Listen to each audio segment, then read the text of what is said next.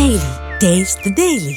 వైకుంఠ ఏకాదశి దినం పురస్కరించుకుని నాచారంలోని వెంకటేశ్వర స్వామి ఆలయంలో భక్తుల రద్దీ నెలకొంది.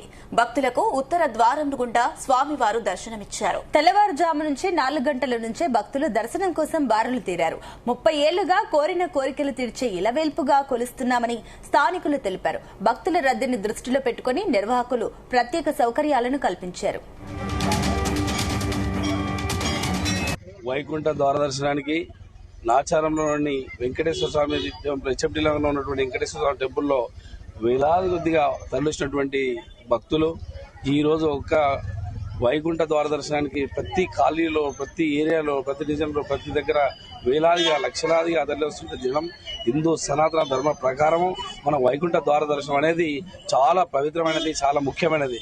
కావున ప్రతి ఒక్కరు కూడా తెల్లవారుజామున 3 గంటలకు లేచేసి 4 గంటల నుంచి క్యూలో నిలబడినటువంటి దర్శనం. ఎందుకంటే ప్రతి ఒక్కరు ఈ రోజు దర్శనం చేసుకున్నట్లయితే ఆ వైకుంఠ ద్వార దర్శనాన్ని, ఆ శ్రీ వెంకటేశ్వర స్వామిని ప్రత్యేకంగా దర్శనం చేసుకున్నటువంటి మనం ఆచరిస్తాం.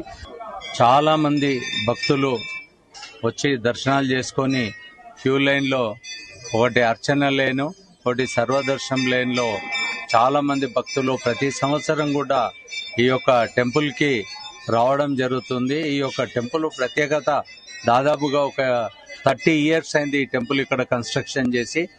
ఇది వెంకటేశ్వర స్వామి ఇలవేల్పు, మా ఇలవేల్పు అయిన హెచ్ఎండి నగర్లోని ఈ యొక్క వెంకటేశ్వర స్వామి టెంపుల్లో బాగా భక్తులు వచ్చేసి వాళ్ళ భక్తుల కోరికలు